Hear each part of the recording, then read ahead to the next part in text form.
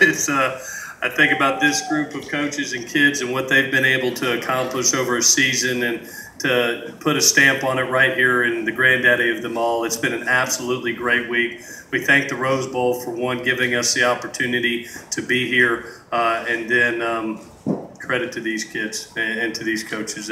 They did a tremendous job today. Penn State, my hat is off to them. What a class organization.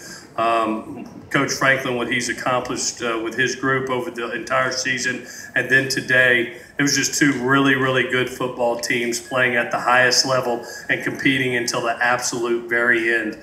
And these kids that I've had the honor to coach, they are the definition of fight on. Whether it was a season or this game kind of just signified what our whole season has been about: never quit, keep competing, and good things will happen to you if they do.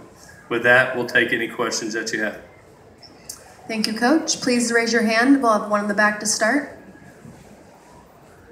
Steve Finley, Culver City News. Coach, you lost two of your best defensive players, and you end up playing a little bit better. How did that happen, Coach? Well, I think when the time was right and we had to have a stop, we entrusted them to get it done. And what a big stop they made when we had to punt the ball with a little bit of 3 minutes and some change on the clock with 3 timeouts, just asking them to cowboy up one last time. And they did. And they get a stop. We get in a 2-minute drive. Offensively, they've done it all year. They've been really good at situational football. And they go down and we score. And then Leon McQuay, can you say, a senior leader, makes a huge play for us, one of the biggest plays of the season. And then credit to Matt. When the time was right, he came through in the biggest moments, and that's what great players do. We'll go with Pat. Pat 40 from Yahoo Sports. I actually wanted to ask one question of Matt and one of Sam. Matt, for you, your coach played to give you a relatively long field goal. Were you hoping that you guys were going to try to get it a little closer, or were you okay with that distance?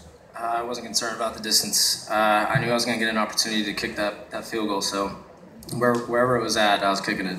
That's what my thoughts were. Follow up with Sam. On the last touchdown pass, you had an underneath route wide open. You threw it to a guy who was significantly less wide open. Can you just take us through that play and the throw and put it right on the money? Yeah. Is that the touchdown to Tay? Deontay? Yeah. So what Tay's actually supposed to do is he's supposed to keep a straight line, not necessarily run a post like that. But just the player that he is, he made a play and I saw him. So I'm happy I threw it to him and not the shallow. So yeah, we'll just leave it at that. We'll go with the question in the back in the blue. Coach, Bill Dahlman from KCBS. After the start to the season that you all had, how did you keep everybody together? How did you keep it focused so that you could finish this strong? Well, I think, one, you got to believe in the people that are around you. And one of the things I saw as we went from Alabama to Stanford, I saw improvement. I saw improvement from Stanford to Utah. We weren't getting the results that we wanted, but I saw the improvement. And I truly believe in this group of men that I'm surrounded by. They're professionals, whether it's the coaches or the players. And the passion that they play with and the competitive nature that they have, you just knew if they kept competing like they would and eliminate the mistakes. I kept on telling them, by November, you're going to be really, really happy. And then all of a sudden, we get a little confidence. We get some wins. We get some great defensive play in the second half, great offensive play, a quarterback that's just on fire. And then it just kind of snowballs. And very fortunate. A leader is only as good as the men that surround him. And I'm very fortunate to be surrounded by these men.